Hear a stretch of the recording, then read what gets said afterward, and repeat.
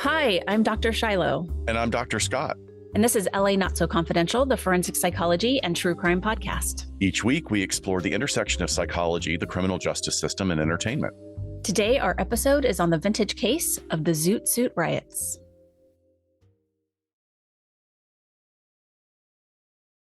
Well, hello, friends. Welcome back. Hi, Dr. Scott. How are you? Good morning. Doing well.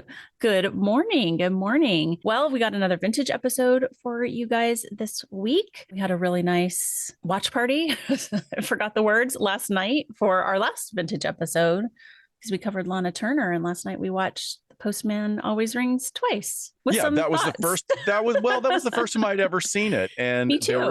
There were some moments of it that were like really great, but it's not a great movie. And one of our Patreon members tried to warn us. I know. I mean, this is a guy who's a movie buff beyond movie buffs. And he was so kind the way he says, like, it's not really one of the best ones. But I mean, classic noir, like as soon as it opened up, I'm like, this is beautiful. But yeah, I think you nailed it. You said, God, this is really like jumping around. It felt very choppy, but it was fun. Well, now, that being said, the trivia that John and I were both dropping in the chat kind of shows that this book itself is so steamy that it took 12 years to get it produced. And then they had to keep cutting things. So that's probably why. Right. But still, there's some great noir stuff in it. I don't know. Maybe if you're half watching it on TCM, it might be. Yeah, while you're doing some chores around the house. Right, no, it's always a great time to hang out with our Patreon friends. So it was a fun little Saturday night. We are also thrilled to announce that we're going to be appearing at the Berkshire Podcast Festival. So this is created by Josh Hallmark of True Crime Bullshit fame and many other shows, of course. And most recently, Unsafe Spaces, where Dr. Scott has had quite an appearance and contribution. So that's awesome. We're just excited. A new festival. I know he did it last year, but it'll be cool to do something different. These smaller ones are just so neat. And this is a great location. I don't know. I'm really looking forward to it. Yeah, look, it'll be a beautiful time of year, and Yes. It'll be a nice little bookend to our very busy summer. Yeah. So that will be in October. Head over to BerkshirePodcastFestival.com to check out what's planned for the weekend. But if you're planning on going, and you are a Patreon member of ours, we are going to have some killer discounts for you soon, probably next month, April. So maybe hang tight if you want to book accommodations or whatever and do that. But as far as tickets to the event, stay tuned on Patreon for some discounts for you guys. So Josh is so kind to be able to do that for us. Yes. So last week's episode was on the phenomenon of copycat crimes, and that is the emulation of existing criminals' activities or existing historical crimes. And while this phenomenon is not unprecedented, it does raise a lot of questions about a wide spectrum of drives and motivations for criminal actions. There have been numerous instances throughout recent history of individuals imitating notorious real-life serial killers, as well as perpetrators drawing inspiration from films like Scream, Natural Born Killers, and even TV shows like Dexter. So if you haven't had the chance to listen, please revisit that episode as we pull up some fascinating research and disturbing case examples. Yes. And again, thanks to our listeners for suggesting that topic. It turned out to be a good episode. Oh, absolutely. All right. So turning to today, we are going to be covering a horrible racist smudge on the sheen of Los Angeles' history. What is commonly known as the Zoot Suit riots includes a number of violent attacks throughout the streets of downtown Los Angeles and beyond, where mobs of U.S. servicemen, off-duty law enforcement officers, and other civilians targeted and beat young Latinos and other minorities. The events of June 1943 took their name from the fashion-forward baggy suits worn by many of the minority youths during that era.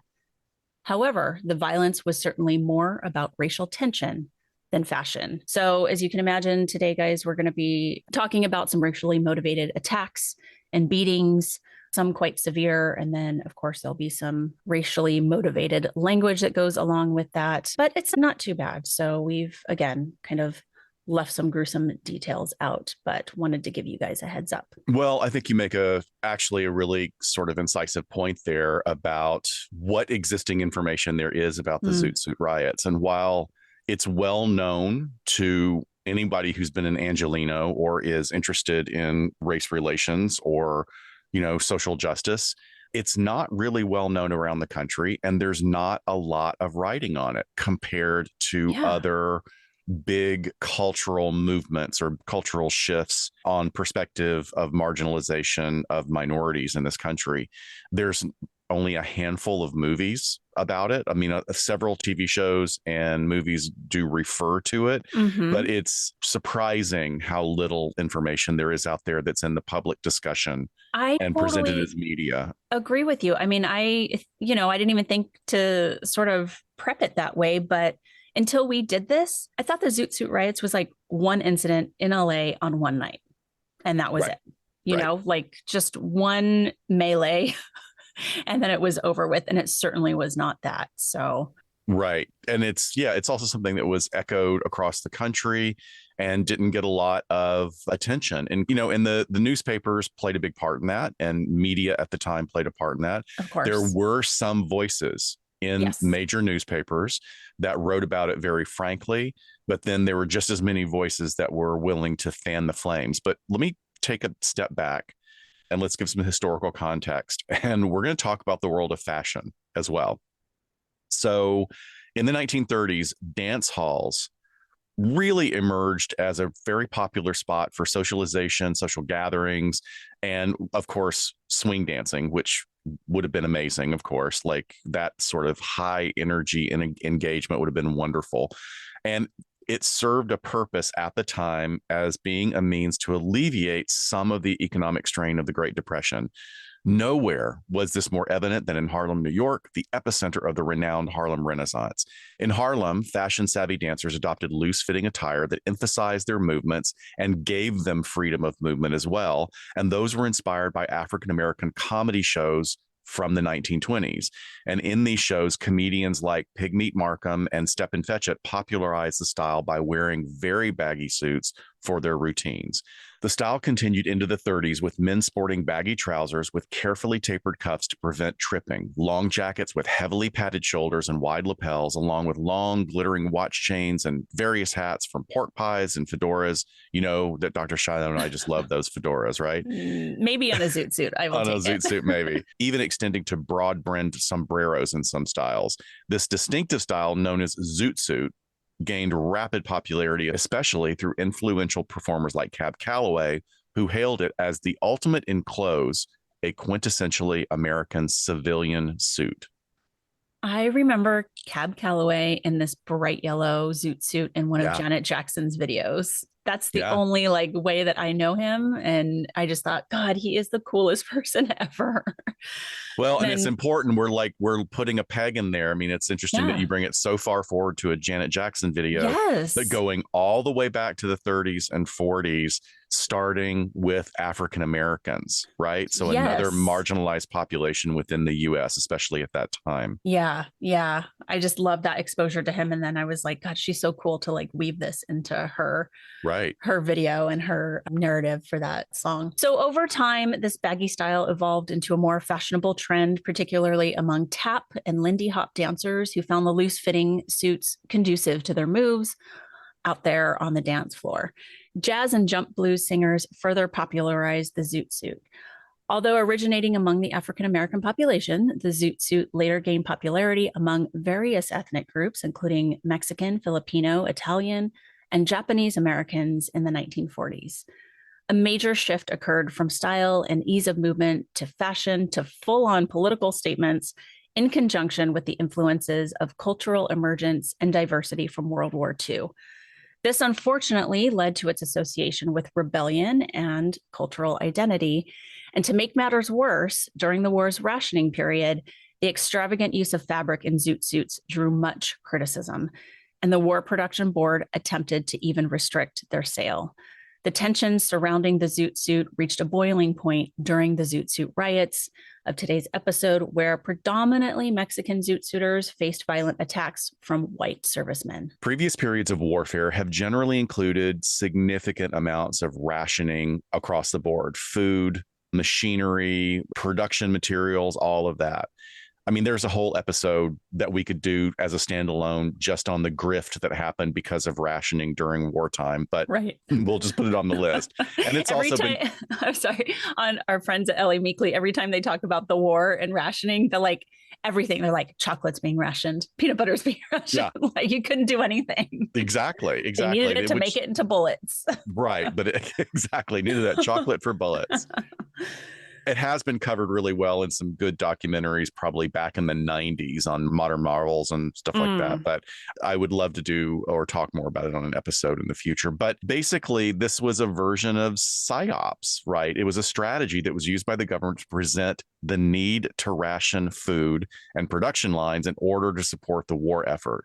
And while some were legitimate, there's research that shows that the metal rationing and donation efforts were actually meant to solidify general population support for war efforts. Cloth was also included, but even with war rationing and restrictions, there were bootleg tailors in cities around the country that continued to produce the very popular Zoot Suits. With fervent flames fanned by the media, servicemen and citizens alike began to perceive the flashy and very full suits being a disrespectful and unpatriotic waste of much needed resources, because we all know how much silk and fine wool is needed for uniforms. Now, that being said, because I'm sure some war expert's going to come and say silk was needed for parachutes, it was Right. nylon. I mean, there was a lot for it, but it's about the perception and how the perception was Yes. like, let's make an excuse to really get, I mean, how many hundreds of thousands of Zoot Suits took away from making army tents? Yeah. It just doesn't make a lot of sense. Yeah. You're shrouding your racism in that fine wool, I think. Absolutely. Absolutely. As the Zoot Suit trend spread among young men in Black, Mexican American, and other minority communities, it garnered a racially charged reputation. In California, Latino youths referred to as pachucos, often dressed in flashy Zoot Suits, pork pie hats, dangling watch chains, and were increasingly perceived by affluent whites as menacing street thugs, gang members, or rebellious delinquents. However, the Zoot Suit became a symbol of cultural pride and defiance for Mexican Americans, particularly in the Chicano movement, which sought to combat oppression and promote civil rights. Basically, what we're talking about here is kids who wanted to dress a certain way that made them stand out, made them feel good, not unlike any other time in history. And then the adults are standing over there going, wait, what's that? That looks weird. Exactly. So, despite efforts to ban or stigmatize the Zoot Suit, its legacy endured, experiencing a resurgence in the swing revival era of the 1990s and remaining a symbol of cultural pride for the Chicano community today. During and after World War II, the United States faced a labor shortage as many able-bodied men left to serve in the military. Those that returned from the military were given priority in well-paying factory jobs and in the booming sector of manufacturing. There was, however, a distinct shortage of workers in agricultural settings. And in order to address this shortfall, the U.S. government initiated programs to recruit workers from various sectors. One such initiative involved an agreement with Mexico to bring temporary workers into the United States to fulfill labor demands. So, in this familiar and never-ending story here in the U.S., the influx of Mexican workers was met with resistance and animosity from certain segments of white American society. Racial prejudices and fear of economic competition fueled these tensions, aggravating already existing social divides among the populations that identified as white but had vastly different cultural backgrounds in their European extractions. White Americans viewed the arrival of Mexican workers as a threat to their job opportunities and livelihoods. Tale as old as time, right? Are we still hearing about that in California or what?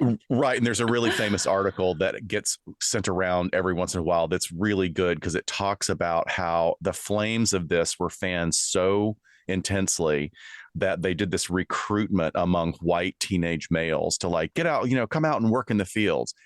None of them lasted more than a day and a half. Well, no, they had buses of them. They had buses of them, took them out to the field, and they were like, yeah, we're going to earn some money. And then they got out there and saw how backbreaking it was in the hot sun. The most anyone lasted was a day and a half. Wow. Yeah. Yeah. Racist attitudes towards Mexican immigrants were compounded by stereotypes and discriminatory beliefs prevalent at the time. And the growing presence of Mexican workers in the workforce intensified racial tensions in communities already grappling with issues of segregation and inequality. The perceived competition for jobs, combined with deeply entrenched racial prejudices, created a hostile environment ripe for conflict. As a result, the arrival of Mexican workers became a flashpoint for racial tensions, laying the groundwork for the violence and unrest that erupted during the Zoot Suit riots in Los Angeles. Dating back to the early 20th century, Mexican immigrants and Mexican Americans encountered racial segregation, economic exploitation, and limited access to educational and employment opportunities.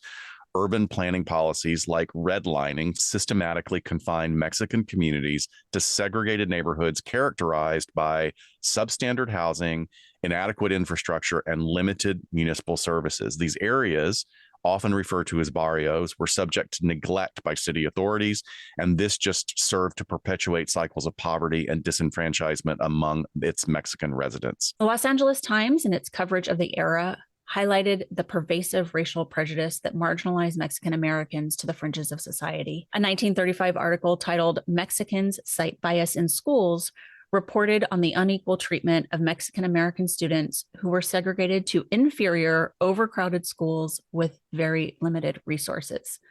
This segregation not only deprived Mexican American children of quality education, but also sustained and actually promoted cycles of poverty and marginalization within their communities. The housing sector was another battleground for racial segregation, as they encountered systematic barriers to homeownership and faced exclusionary practices in predominantly white neighborhoods. In 1937, the Los Angeles Examiner exposed the discriminatory practices of landlords and real estate agents who enforced restrictive covenants to prevent Mexican Americans from buying or renting homes in desirable areas. These discriminatory housing policies reinforced racial segregation, creating virtual boundaries that combined Mexican American families to overcrowded and dilapidated neighborhoods with limited access to essential services that were readily available to other citizens. They were subjected to racial profiling, police brutality, and legal discrimination, which reinforced their status as second-class citizens, including institutionalized racism within the criminal justice system, where they faced significantly disproportionate rates of arrest, incarceration, and police brutality.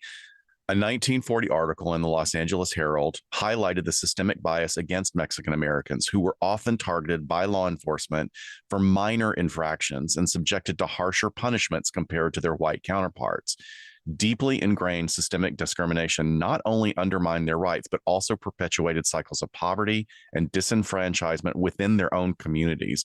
Law enforcement agencies targeted Mexican neighborhoods through aggressive policing tactics, leading to higher rates of arrest and harassment. And the criminalization of Mexican youth in particular contributed to perceptions of delinquency and criminality associated with the Mexican community. And then we have discriminatory practices in the workplace, including low wages, exploitative labor conditions, and limited job opportunities, which further marginalized Mexicans and perpetuated this economic inequality.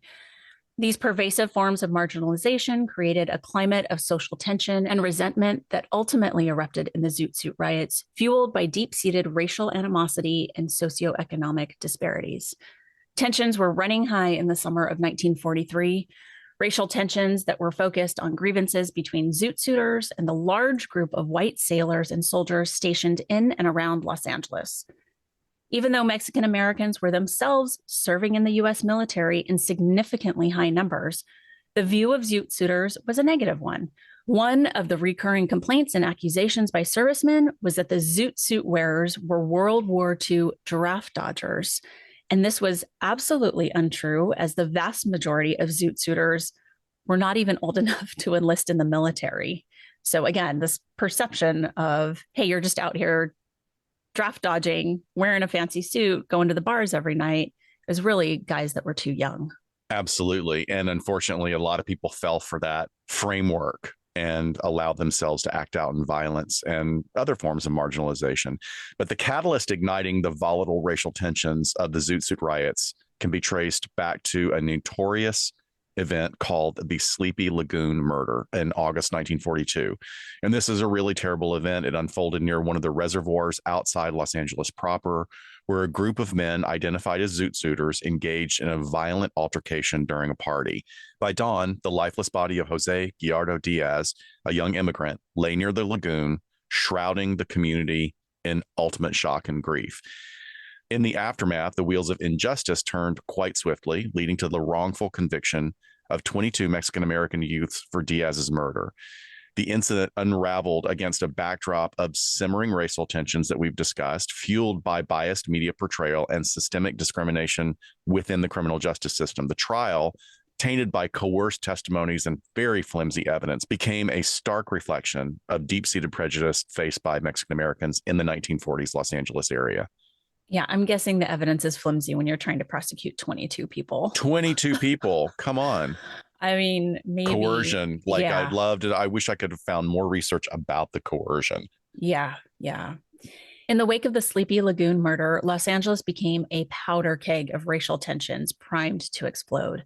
As the city braced for the aftermath, local newspapers amplified the atmosphere of fear and hostility. The LA Times, in its coverage of the incident, sensationalized the violence, painting Zoot Suiters as dangerous criminals. The headline, "Mexican Pachuco Gang Kills Youth," stoked public outrage and fed into racial stereotypes. The outcry against the so-called Zoot Suiters reverberated throughout the city, amplified by sensationalist tabloid headlines.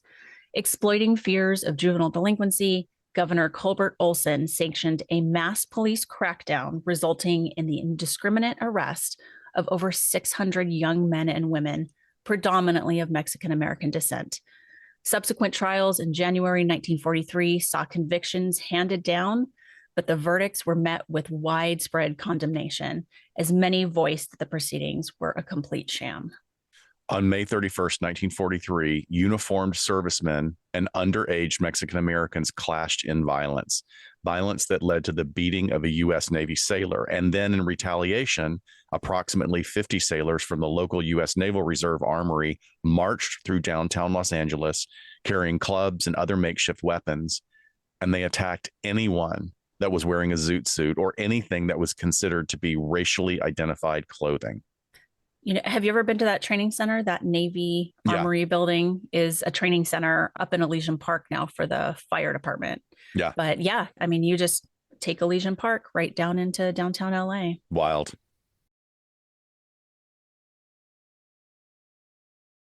You know, we think of media manipulation of the public as a recent concern, but it's been going on for decades, if not hundreds of years or throughout history, right? In 1943, local Los Angeles media was very comfortable with fanning these flames of both racism and moral outrage. The LA Times reported on June 2nd, 1943, that fresh in the memory of Los Angeles is last year's surge of gang violence that made the Zoot Suit a badge of delinquency. Public indignation seethes as warfare among organized bands of marauders prowling the streets at night brought a wave of assaults and finally murders. Can you do that again with a transatlantic accent? No, I'm just kidding. Fresh in the memory of Los Angeles is last year's surge of gang violence that made the Zoot Suit a badge of delinquency.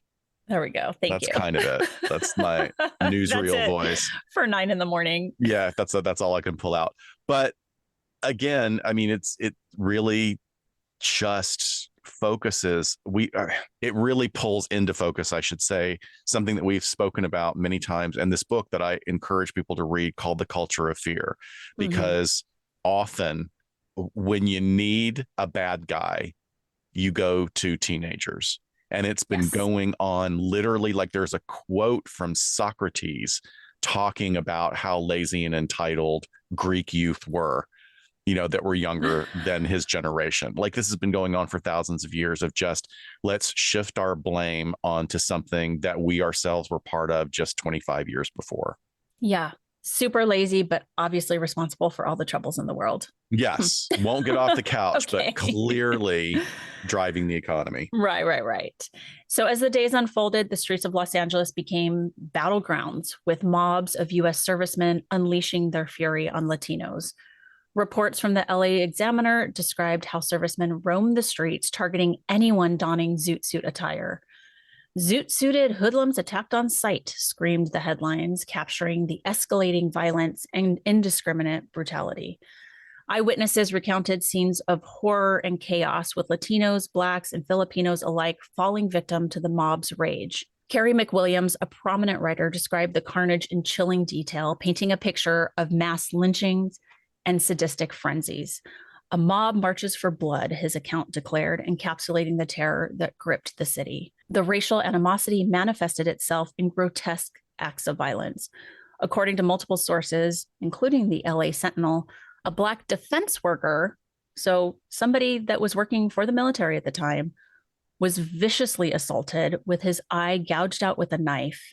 Just absolutely a heinous act of racial hatred with someone that was literally on their team as far as being a defense worker, when you have so much of this patriotism versus those they're perceiving not to be patriotic. This just is like encapsulates how bizarre this was, and that it really wasn't even about anything at any point. It's a bunch of angry men, really. Right. And we don't even have time to talk about how Blacks were treated in the military, like with the segregation and expected to be right, cannon fodder. And then on return from the war, were just treated like absolute shit.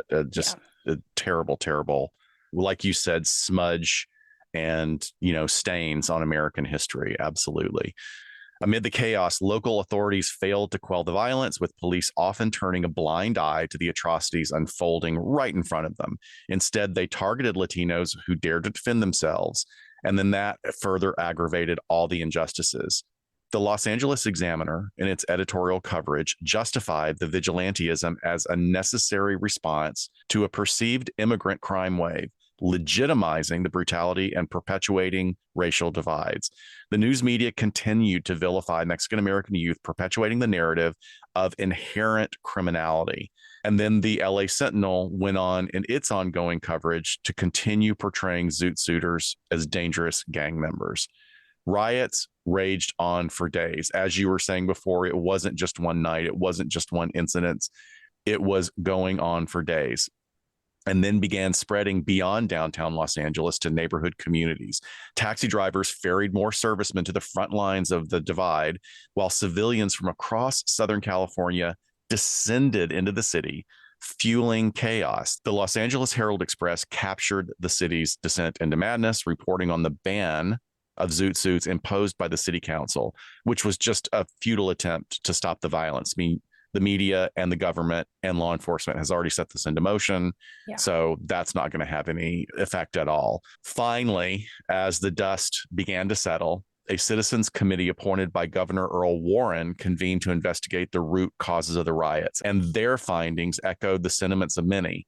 The existence of all these deep-seated racial prejudices just that couldn't be ignored anymore. The committee's report highlighted all these systemic issues plaguing American society within these subgroups, emphasizing that the problem of juvenile delinquency transcended racial boundaries. So, yeah, juvenile delinquency is a problem, but it's not just these immigrant youths. But despite these findings, arrest and prosecutions of Mexican-American youth continued, while perpetrators of the violence largely went unpunished. I mean, there's some really sad accounts of even some of the Latino youths begging police officers to arrest them and take them to jail because they knew that they would be safer there rather than on the streets, as these mobs of people were just coming into the Los Angeles areas. And then they started to spread into, the South Los Angeles area. And it's just chilling. I mean, thinking, like you said, taxi drivers are just like, okay, get in, servicemen. Let me drive you to the front. Yeah, put your weapons in the trunk. Yeah, my God. Reverberating far beyond the streets of Los Angeles and sparking outrage and solidarity among marginalized communities across the country, the riots and trials sent shockwaves across the nation. The ignition of intense debates on civil rights and racial justice opened a door to a broader and more modern discussion of racism. The New York Times, on its coverage of the unrest, highlighted the nationwide impacts of the riots, describing how African American and Latino activists joined forces to condemn racial discrimination and the police brutality. The events of the Zoot Suit riot served as a wake-up call for Americans, forcing them to confront deep-rooted racism and injustice that pervaded society. The Los Angeles Sentinel, in its coverage of the riots, framed the events as a watershed moment in the struggle for equality, highlighting the systemic discrimination faced by these communities. So again, we're just trying to illustrate and highlight the idea that the media was playing both sides of the coin. There were some people that were editorialists and journalists that were saying, this is really messed up. We need to be aware of this. This is being fanned way too highly into flames. And yet those same newspapers on the other side were publishing things that were demonizing these kids, basically these kids. I wonder if they spent any time demonizing the hordes of people that came in to perpetrate the violence, right? A 1943 article entitled Riots Expose Racial Injustice underscored the broader implications of the riots that emphasized the urgent need for reform within the criminal justice system. The whole country was now becoming aware of just how much the Sleepy Lagoon trial was a complete miscarriage of justice. And finally, media was titrating back and making a trail to where the initial event occurred and its influence and snowballing into these horrific events. And this abuse of the legal system served as a catalyst for the civil rights movement, and it galvanized activists across the board to demand accountability and equality under the law. Isn't it interesting that the Sleepy Lagoon murder was sort of the point they trace this back to, but all they're tracing back is a moment where they can villainize them because the victim was Latino as well. So you have Latino on Latino violence, perhaps, but all they're doing is, utilizing it to say, look at what they're capable of, even against their own people. It's true. I mean, this is something for people out there that may or may not be aware of the Stonewall riots back in New York. That was when the New York police would just do random raids of gay bars and locations where gays and lesbians would congregate, and they were just, hauled off to jail. They were treated horribly. They were abused. But there was one night when, there's mixed information about who threw the first brick, whether it was a drag queen or whether it was a black woman, a black lesbian. But there's a point where they just said, we're not going to fucking take this anymore.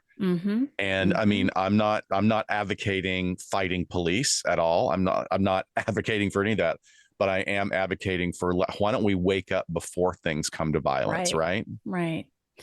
In response to the riots, civil rights organizations mobilized to demand legislative and social reforms aimed at combating racial prejudice and discrimination. The NAACP, in a statement issued in the aftermath of the riots, called for an end to racial profiling and police violence against minority communities. The riots also prompted widespread soul searching among policymakers and law enforcement officials, leading to initiatives aimed at promoting diversity and inclusivity within police departments and the criminal justice system. So let's take a little bit. I mean, this is not like a divergent path. It's not a side quest, as the gamers call it, but a little bit maybe of an education lesson for anyone who's interested in getting back to some of the psychological foundations of in groups, out groups, racism. It's an important concept to understand that I think gets lost in just tossing around the accusation of racism. So let me talk about the foundations. Literally throughout known history, and likely even before records were kept, racism has always been this challenging and very deeply ingrained societal issue that is deeply, deeply rooted in very complex psychological and evolutionary drivers. So one very well researched driver is this innate human tendency towards what we call tribalism.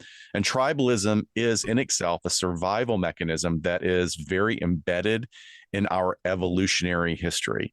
And according to researchers Tajfel and Turner, individuals have an inherent predisposition to categorize others into quote unquote us versus quote unquote them groups. This is a behavior that likely evolved to facilitate cooperation within one's own group, while also supporting and fostering suspicion and hostility towards outsiders, because that allegedly kept you safe. The tribal mentality, while it was once incredibly crucial for survival in ancestral environments, can manifest in the modern world as prejudice and discrimination towards individuals perceived as belonging to different racial or ethnic groups. And you'll note that I said perceived as belonging to different racial or ethnic groups, because perception is reality to the unexamined mind. Yeah. And it probably did keep us very safe when we just had lizard brains, but we have evolved past that. Right. Hopefully. Well, we're some of us. Sort of. I don't know. The world's a weird place these days. Yeah. This phenomenon, known as social categorization, can aggravate and increase racial biases as individuals seek to elevate their own group status by denigrating perceived outgroups. As researcher Brewer suggests, the need for positive social identity may drive individuals to adopt prejudiced attitudes and behaviors towards those outside their own racial or ethnic group. Even more research in evolutionary psychology suggests that humans possess a predisposition towards xenophobia or fear and suspicion of strangers as a protective mechanism against potential threats from unfamiliar individuals or groups. This innate fear of the unknown, while once serving an adaptive purpose in ancestral environments, can contribute to perpetrating racial stereotypes and prejudice in our modern societies. Researchers Kurzban, Tooby, and Cosmides argue that the evolution of specific cognitive mechanisms designed to detect and respond to potential threats may lead individuals to view members of certain racial or ethnic groups as inherently dangerous or inferior. I think this is fascinating because it's talking about two different mechanisms. It's not just one. Maybe if it was one, it would be easier to address, but it's more than one, all hitting the same areas of the brain. Then Bandura, who is a huge name in psychological communities about social learning theory, he asserts that individuals can develop or acquire racial biases and stereotypes through exposure to established cultural messages and the socialization processes that are just normal within their communities and their subgroups. So it could be the cultural messages in the culture of your family, in the culture of your spiritual community, in the culture of your work community, and bigger concentric circles. All of these forces come to bear. And according to this theory, children learn to associate certain traits or behaviors with specific racial or ethnic groups through observation, reinforcement, and imitation of influential figures like their parents, their peers, and of course, here we are today, media personalities, right? Mm-hmm. So as a result, racial prejudices can become deeply, deeply ingrained in individuals' belief systems and behaviors from a very early age. And then this just goes on to perpetuate those intergroup conflicts and discriminations. So the role of implicit bias, unconscious attitudes or stereotypes that influence behavior and decision-making, is significant, and more recent studies have explored how implicit biases shape perceptions of race and contribute to disparities in areas such as employment, education, and the criminal justice system.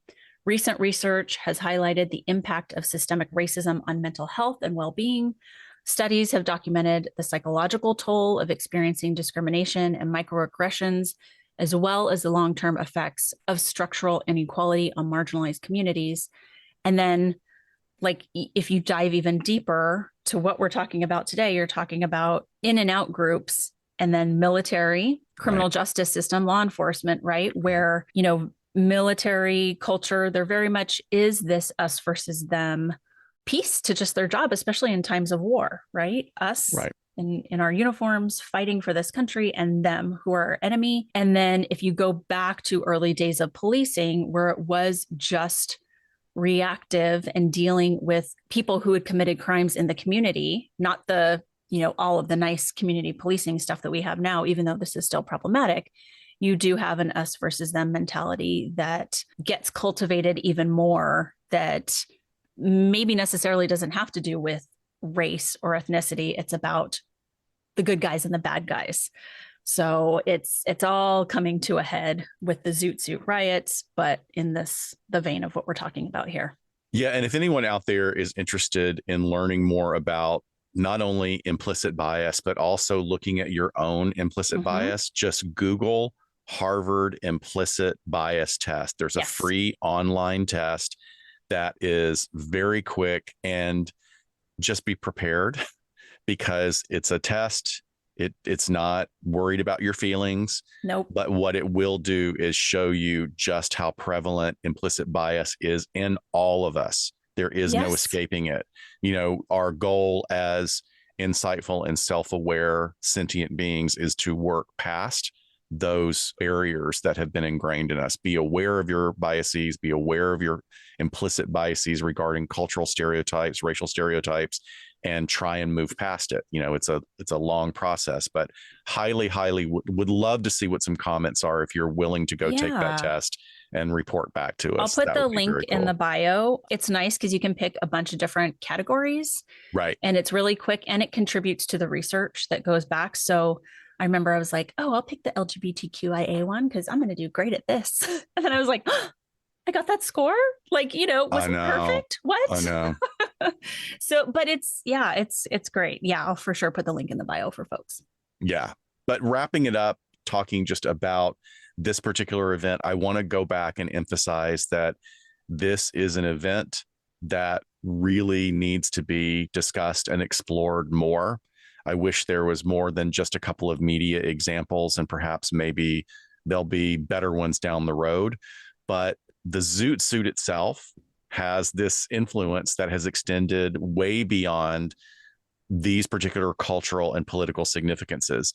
It shaped fashion trends for other parts of the world that are still around today. In Trinidad, for example, the adoption of the Zoot Suit style by local men known as Saga Boys represents a rejection of colonial norms and a celebration of individuality. And additionally, the swing revival era that started in the early to mid 90s Yeah. just renewed this interest in Zoot Suit fashion with bands like the Brian Setzer Orchestra and Cherry Poppin' Daddies popularizing these styles once again. And I remember even, and here we are always referring to, my Disney adult, as I got accused of being Yes. in the reviews, is the swing nights at Yes. Disney. And I don't even know if they still exist, I but don't think it was a so. big deal for literally decades. Like you could And go and take lessons and then, you or if could you go were, and watch people, like they're just unbelievable, like of yep. all ages, doing incredible swing dancing. Very, very Yes. cool. Yes. The Zoot Suit stands as more than just a fashion statement. It's a symbol of resistance, cultural identity, and social change. From its origins in African American comedy to its role in the Chicano movement, the Zoot Suit's legacy continues to resonate in contemporary fashion and cultural expression. As a testament to the enduring power of style as a form of self-expression and empowerment, the Zoot Suit remains an iconic symbol of defiance and resilience.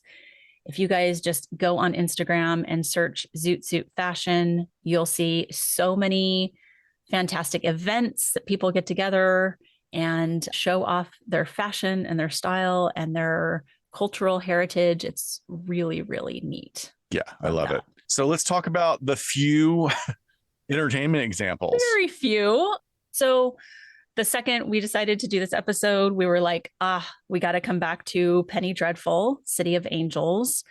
So this, and I know we've talked about this show before, but it's a really great example of a great idea with some fantastic acting and really good production values. So good. Yeah. The television series explored a supernatural and dark underbelly of 1930s Los Angeles that was set against the backdrop of this social upheaval and racial tensions between the marginalized Latino community and the nascent but disturbing mainstream support of the Nazi political movement that was uncomfortably common. Very interesting they tapped into that, because also something that's not well known about Los Angeles's history. Oh, absolutely. Well, not only Los Angeles, but across the country. Oh, of course. How much frightening support there was for Germany's Nazi movement at that time. Yeah.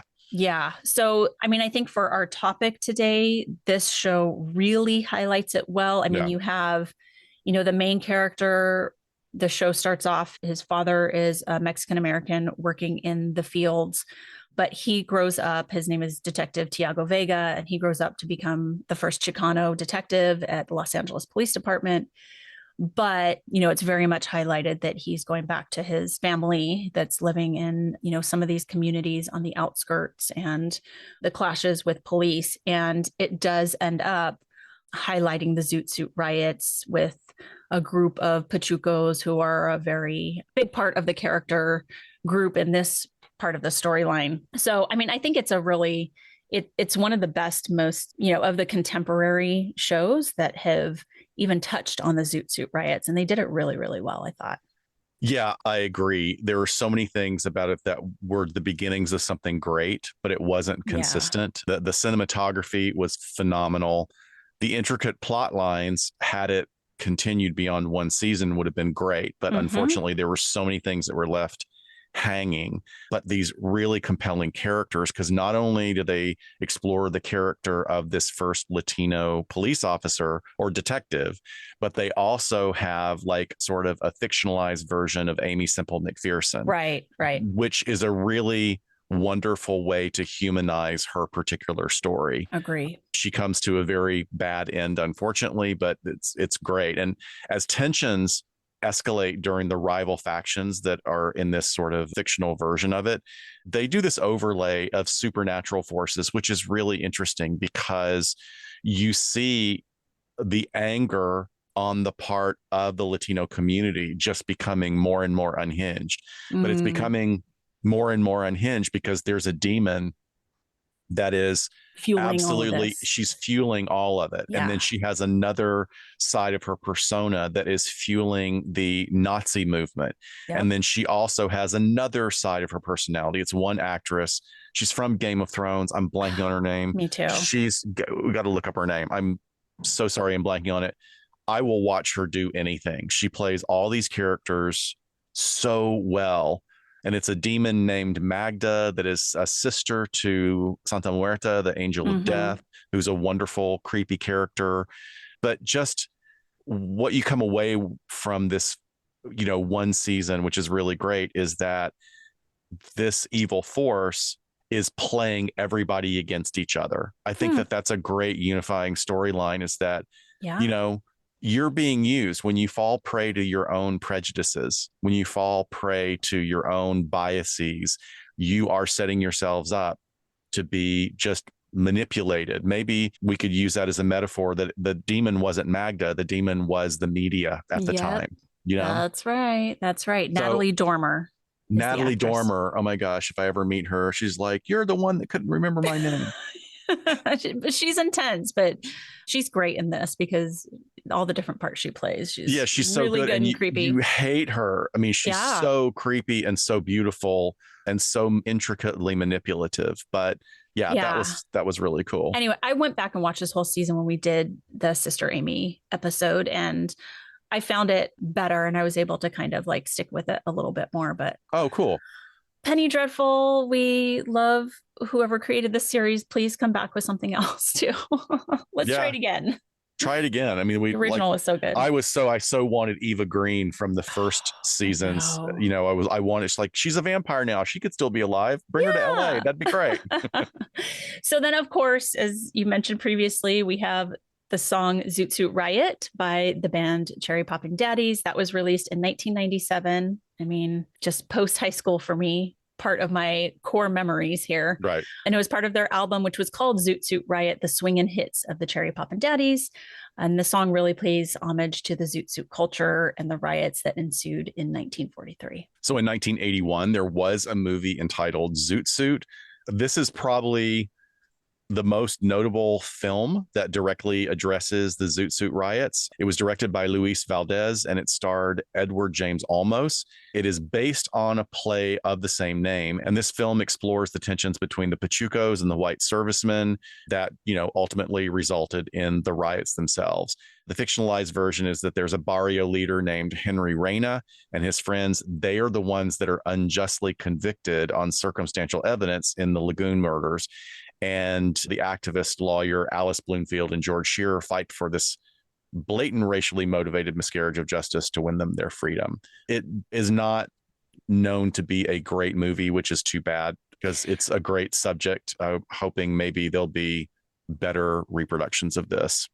Yeah, I watched the trailer. It's a pretty lengthy trailer, but it very much, I was like, oh, this looks like a play. Like the way that they did the film looks like almost they're just filming a stage play, which I think is an interesting concept. But, Edward That James usually doesn't, Olmos, yeah, unfortunately, that doesn't usually right. translate well to a broader audience. Let the play be Yeah, an inspiration.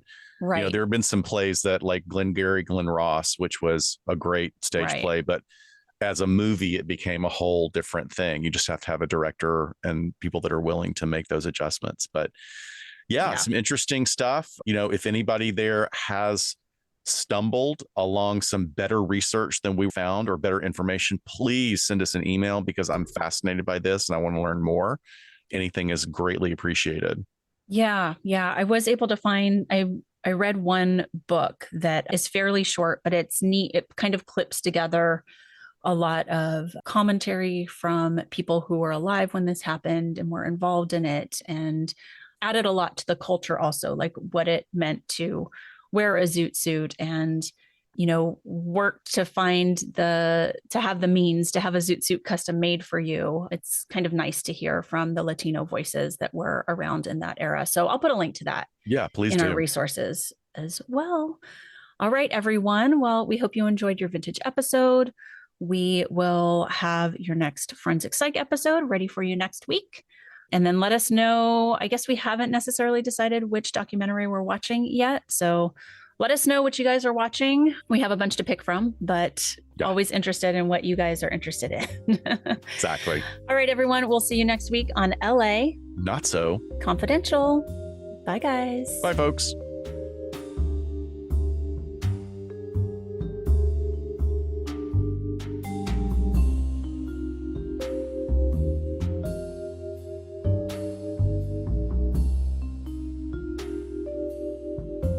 We sincerely thank you for spending some time with us today. LA Not So Confidential is part of the Crawl Space Media Network in partnership with Glassbox Media. Each episode is hosted, produced, and written by Dr. Scott and Dr. Shiloh. Our post-production editing and sweetening magic is handled by the multi-talented Jason Usry of Ear Cult Productions.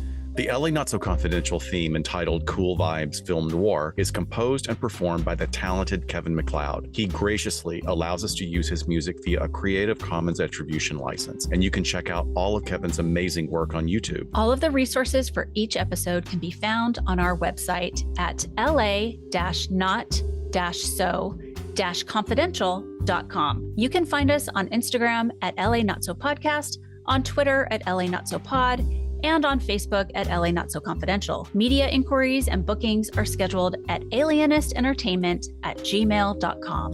Please join us each month on Saturdays at 4 p.m. Pacific Standard Time for a live streaming and very interactive broadcast on YouTube entitled Behind the Couch. Stay tuned to all of our social media for our live streaming scheduling announcements. Subscribe to LA Not So Confidential so you never miss a new episode.